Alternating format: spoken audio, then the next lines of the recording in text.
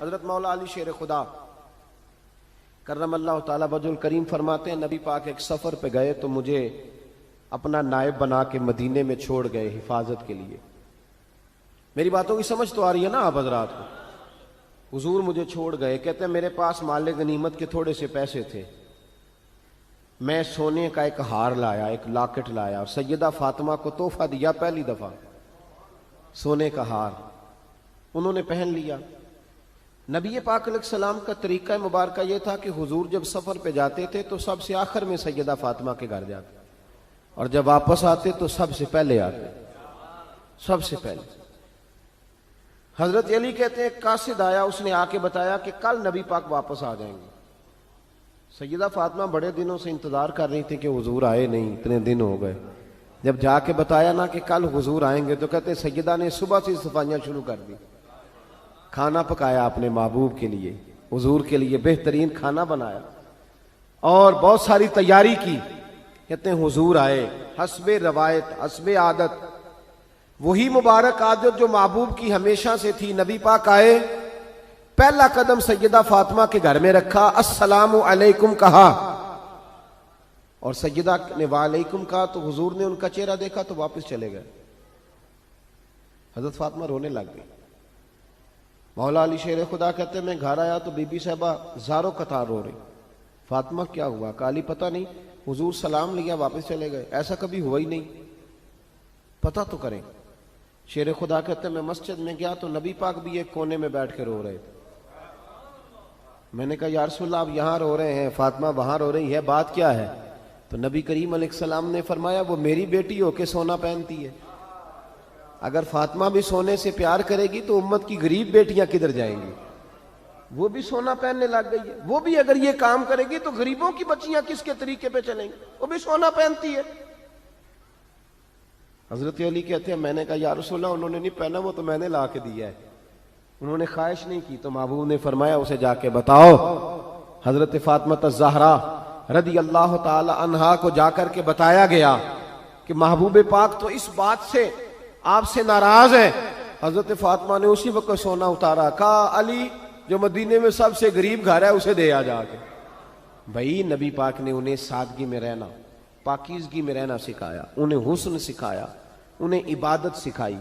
نبی پاک علیہ السلام, یہ تو ساری دنیا بیان کرتی ہے کہ امام حسین نبی پاک کے کندھے پہ بیٹھ جاتے تھے سجدے کے عالم میں تو 72 تسبیحیں حضور پڑھتے تھے. پتہ ہے حضور سکھاتے کیا تھے؟ نبی پاک امام حسین کو سجدہ کرنا سکھا رہے تھے. حضور سجدہ کرنا سکھا رہے تھے, سجدہ کرنا.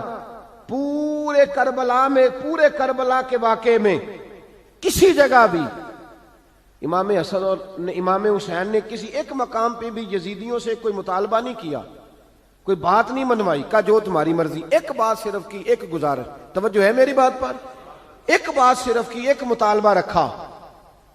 جب 9 محرم کو عمر بن سعد نے, شمر نے, ان سب نے کہا نا کہ حسین یہاں اب بات ختم ہو گئی, یا بیعت کرو یا جنگ کرو, تو امام حسین نے فرمایا مجھے 1 رات کی مہلت دو. علی کے بیٹے مہلت مانگ سکتے ہیں؟ بولے نا یار, مہلت مانگتے تھے وہ, کیا ضرورت تھی؟ امام حسین نے فرمایا مجھے مہلت دے, 1 رات رہ گئی ہے, میں راج کے سجدے کرنا چاہتا ہوں. سجدوں کے لیے مہلت مانگی, سجدوں کے لیے. توجہ ہے میری بات پر؟ محفلیں لمبی, نمازیں چھوٹی.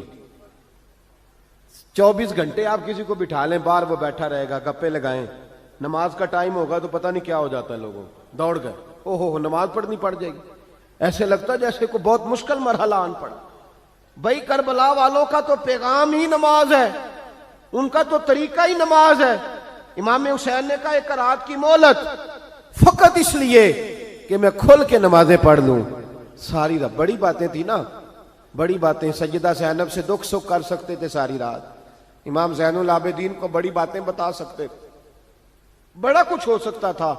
لیکن امام زین العابدین کہتے ہیں ساری رات حسین ابن علی نے سر سجدے سے نہیں اٹھایا.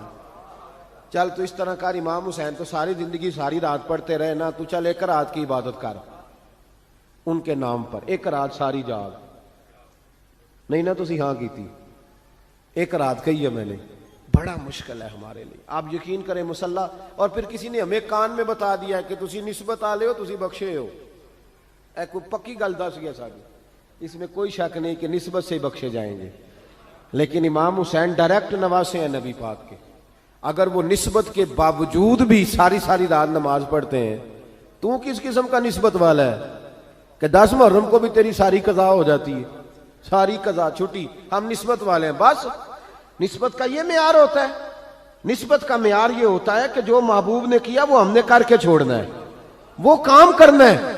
اور پھر اہل بیت نبوت کا اسوہ حسنہ پردہ ہے. پردہ بڑی گمراہی آ گئی ہے امت میں. اب جو بچی ایم اے ایم بی اے کر لیتی ہے, وہ سب سے پہلے یہ مطالبہ کرتی ہے کہ ہمارے حقوق برابر کے. اسلام نے عورت کو برابر کے حقوق نہیں دیے, عزت والے حقوق دیے. کون سے حقوق دیے بولیے؟ میں ایک یونیورسٹی میں تھا تو ایک بچی نے پیغام دیا, کہنے لگی جی, بچیاں بھی تھی پردے میں بیٹھی ہوئی, لیکچر یونیورسٹی میں ہو رہا تھا, تو اس نے کہا جی عورت کا تو گھر ہی کوئی نہیں ہوتا, عورت کا تو گھر ہی کوئی نہیں, تو ہم کدھر جائیں؟ میں نے کہا چلیں ادیبانہ انداز میں یہ بات درست ہے, لیکن حکیمانہ انداز میں درست نہیں. عورت کی تو اللہ تعالیٰ نے ذمہ داری بڑی شاندار رکھی ہے. جب تک باپ جوان ہوتا ہے نا, توجہ ہے میری بات پر, جب تک باپ جوان ہوتا ہے تو بیٹی اس کے گھر رہتی ہے, اور جب بچی جوان ہوتی ہے, ابا تھوڑا بوڑھے ہونے لگتا ہے نا, تو اللہ تعالیٰ خامند کی ڈیوٹی لگا دیتا ہے عورت پر. اور جب خامند تھوڑا بوڑھا ہونے لگ جاتا ہے تو بچے جوان ہو جاتے ہیں. تو میں نے کہا بی بی تو سمجھی نہیں, تو کہتی ہے میرا گھر کوئی نہیں. رب کریم نے تو تیرا محافظ ہمیشہ جوان آدمی کو رکھا ہے, جوان کو, کبھی باپ کو, کبھی بھائی کو, کبھی بیٹے کو, کبھی شوہر کو. تو یہ کیسے؟ اسلام نے تو تیرے لیے جوان خون تیرا محافظ رکھا, اگر تو سمجھے. حضرت فاطمہ نے ساری زندگی پردے میں گزاری, ان کا ننگا سر کبھی سورج نے بھی نہیں دیکھا. یہاں اللہ خیر کرے دینداروں کی بچیاں پردہ نہیں کرتی, حاجیوں نمازیوں کی بچیاں پردہ نہیں کرتی. کپڑے استری نہ ہو تو گھر میں جھگڑا شروع ہوتا ہے, اور بی بی پردہ نہ کرے تو پرواہ کوئی نہیں. حضرت عبداللہ بن سہل ایک تابعی بزرگ ہے, نام یاد رکھنا. عبداللہ بن سہل کہتے ہیں سیدہ زینب جب کربلا سے واپس آئیں تو وہ میری پڑوسن تھیں. 15 سال کہتے ہیں میں ان کا پڑوسی رہا ہوں, 15 سال. 15, امام شورانی نے اس کو لکھا ہے, 15 سال میں حضرت زینب کا پڑوسی رہا. کبھی ہوتا ہے نا کہ بی بی برقع پہن کے باہر نکل آتی ہے, بازار جانا ہے, دوائی لینی ہے, کوئی کام ہے. کہتے ہیں 15 سال میں پڑوسی رہا, پر میں نے پردوں میں چھپی ہوئی زینب بھی کبھی نہیں دیکھی. کہتے ہیں نا برقعے میں بندہ بی بی دیکھ لیتا, میں نے پردے میں چھپی ہوئی بھی بی بی کبھی نہیں دیکھی. تو کربلا والوں کا تو طریقہ پردہ ہے, ان کا طریقہ. اب آخری بات سنیں, کربلا والوں کا طریقہ حوصلہ ہے, ہمت ہے. ہمارے ہاں نا خودکشیاں عام, جھگڑا عام, لڑائی عام. اس کی وجہ یہ کہ حوصلہ کوئی نہیں. ذرا سی بات کوئی بندہ برداشت کرنے کو تیار. اہل بیت کا جو طریقہ ہے نا وہ حوصلہ ہے, وہ صبر ہے. وہ چلے محبت کی بات ہے کر دیتا ہوں. ایک بابا جی سے میں نے پوچھا, میں نے کہا جناب صحت کیسی ہے؟ کہ دکھا نہیں وڈیریاں کر چھڑیا. میں کہا کنی عمر تہاڈی؟ کہندا میں عمر تے ایویں 76 کو سال ہے. تے میں کہا دکھاں تو بغیر بھی ہن تساں وڈیریا ہی ہونا سی. بس کر دے, دکھوں کو بدنام کیا ہوا بلا وجہ. اب بس کریں, وڈیرے ہونا تھا کہ نہیں ہونا تھا؟ تے نہ دکھاں دا لا دیتا ہے. ہجوم غم میں بھی توہین نے ضبط غم نہ ہوئی, ہم تو اس احتیاط سے روئے کہ آنکھ نم نہ ہوئی. اللہ والے تو مطلب شکوہ کرنا ہر وقت شکوہ, حوصلہ ہی کوئی نہیں, سکون ہی کوئی نہیں, پریشانی بڑی ہے جی, آزمائش بڑی ہے. کبھی آپ نے کہیں سنا ہے کہ واقعہ کربلا کے بعد حضرت زینب معاذ اللہ نفسیاتی مریض ہو گئی تھی؟ امام زین العابدین, سیدہ سکینہ, حضرت صغرا, وہ حوصلے میں رہے, متوانا رہے. امام زین العابدین نے اس کے بعد بھی کئی دفعہ پیروں میں بیڑیاں پہنی, کئی دفعہ. سادات کا خاندان چلا. یہ جو داتا علی اجویری نے آ کے آپ کو کلمہ پڑھایا, یہ بھی سید زادے ہیں. سیدوں کا قافلہ رکا نہیں, یہ خواجہ اجمیری بھی سید زادے, غوث پاک جیلانی بھی سید زادے. یہ سادات کا سلسلہ چلتا رہا. بار بار آ کے امت کی قیادت کی ان لوگوں نے.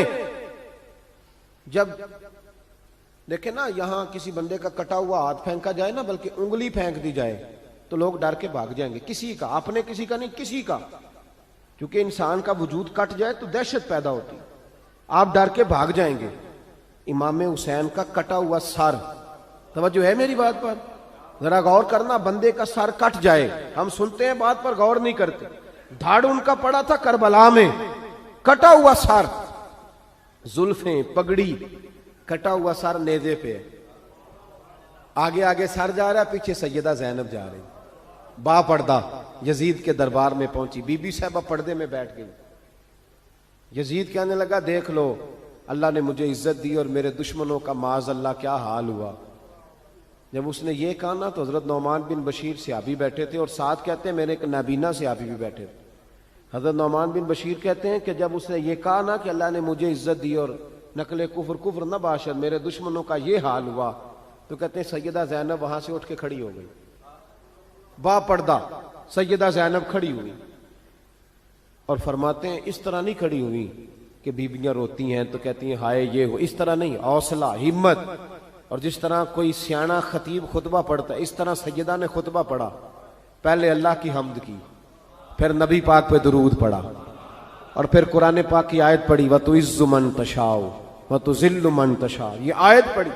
کہتے سیدہ کی آواز میں وہ روب تھا، وہ گرج تھی، وہ وقار تھا، وہ اطمینان تھا کہ وہ نابینا صحابی میرا گھٹنا ہلا کے کہنے لگے نعمان علی آ گئے ہیں دربار میں، علی آ گئے ہیں، جبریل امی بول رہے ہوں جیسے، حکمت کے گوہر رول رہے ہوں جیسے، دربار دمشق میں بی بی زینب کا خطاب منبر پہ علی بول رہے ہوں جیسے۔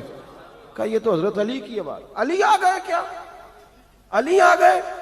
سیدہ زینب فرمانے لگی یزید تیری حکومت ہے تو کہتا ہے کہ اللہ نے تجھے عزت دی، ذرا وقت بدلنے دے، ذکر تیرا بھی ہوگا پر تجھ پر لوگ لعنت برسائیں گے، اور جب میرے حسین کا ذکر ہوگا تو خطیب جمعے کے خطبے میں ذکر کیا کریں گے، خطبوں میں میرے نام۔ بھائی حوصلہ پیدا کرے زندگی میں، ہمارے اندر حوصلہ نہیں رہا، حوصلہ نہیں، توانائی نہیں، ذرا ذرا سی بات پہ ہم بگڑتے ہیں، ناراض ہوتے ہیں، اپنی طبیعتوں کو اکٹھا کریں۔ پہلا سبق یہ عرض کیا ہے کہ اہل بیت سے پیار کریں، بحث چھوڑ دیں، صحابہ سے پیار کریں اور بحث، نبی پاک کا میلاد منائیں اور بحث کرنی چھوڑ دیں۔ اور دوسری بات یہ کہ اہل بیت کا طریقہ فقر و فاقہ ہے، ان کا طریقہ سخاوت ہے، ان کا طریقہ پردہ ہے، ان کا طریقہ عبادت ہے، ان کا طریقہ حوصلہ ہے۔